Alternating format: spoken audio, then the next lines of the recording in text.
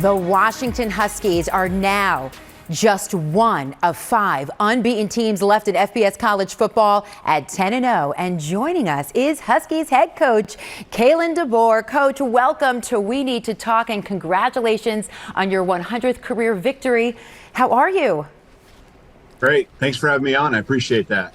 Coach, this has just been such an incredible season for you and the Huskies so far. I mean, how do you get your players prepared to play with such intensity week in and week out? Yeah, well, I think a lot of it has to do with the maturity of the group. It's a group that's been together now for a while. Yeah, there's a couple transfers in here, a couple of young guys, but for the most part, it's guys who have been through the fire, the ups and downs. And last year was great momentum that led to this season. And I'm just really proud of the way they come to work every day and they set their goals high. And the actions that they have every single day, are representative of the goals that they want to accomplish. Coach, it was such a nail biter against Utah on Saturday. What are you most proud of in the way that your team played? Yeah, I think just the way we finish. We've, continue to fight, continue to believe we can be up, we can be down, and we just keep playing. We really don't worry about what the scoreboard is. We just give our very best, and I think the score then takes care of itself. And the guys have bought into that philosophy. Now, I know you already addressed Alphonzo Tuputala's fumble, that you dealt with that, in the post-game media, but how do you address situations like that with your player, with the team, so mistakes like that just don't happen again? Well, you have to talk about it, right? I mean, everyone knows what happened. And so the thing about Zoe is that he's the ultimate team guy for us. I mean, he's a vocal leader. He leads by example. And so, he's so loved by our team. And it's really easy to forgive and move on a guy like Zoe because he's done so much for us. He's helped us win a lot of football games, and we appreciate him. We're so glad he's part of this program.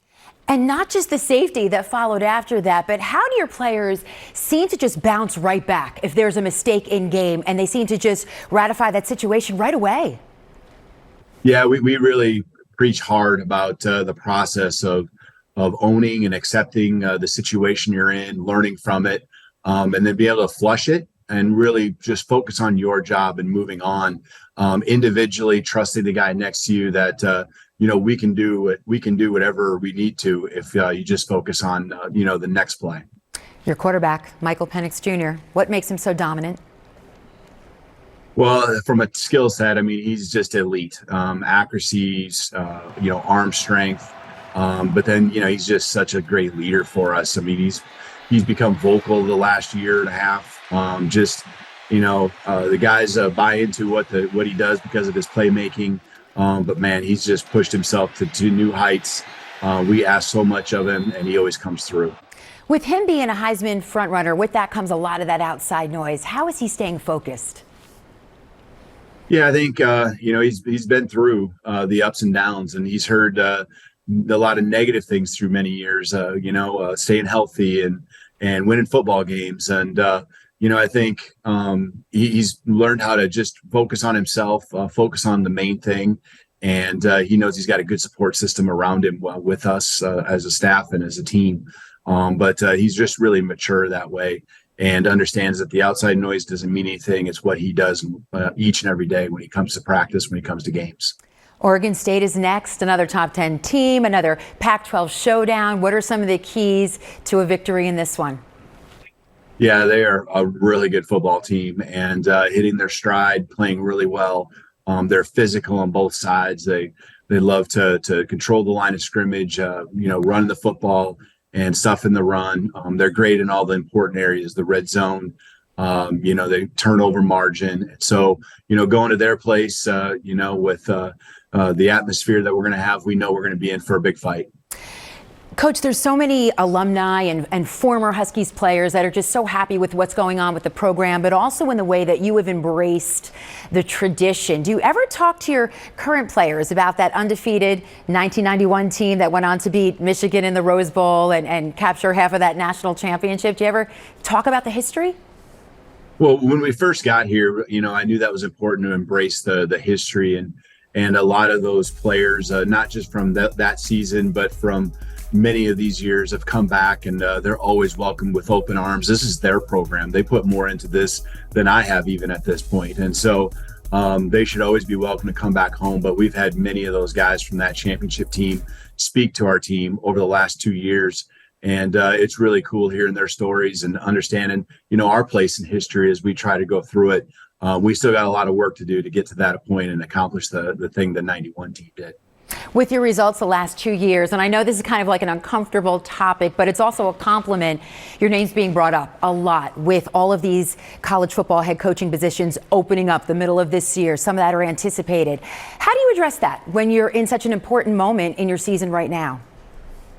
Yeah, I mean, personally, I just focus on where we're at and what we're doing, and I'm at a great place. Came here for a reason. This is a championship program, as we just mentioned, and my family loves it here. The staff loves it here. We've built something, and we still have a long ways to go, and want to continue to build it. So we just stay focused on the main thing, and the outside noise, again, as we talked with the Michael situation, it can affect us. We just got to stay the course.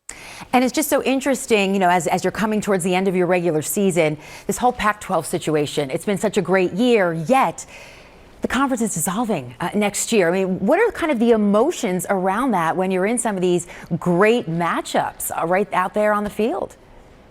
Yeah, I think, this is really only year 2 here for me in the Pac-12.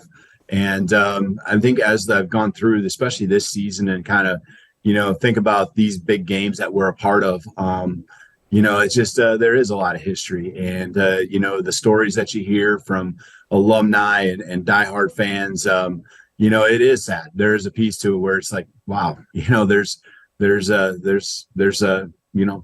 unfortunate. And so, that's out of our control now. We just focus on what we can do, and striving to win the last Pac-12 championship is certainly what this team's hopes are. And we got to keep striving, working for that.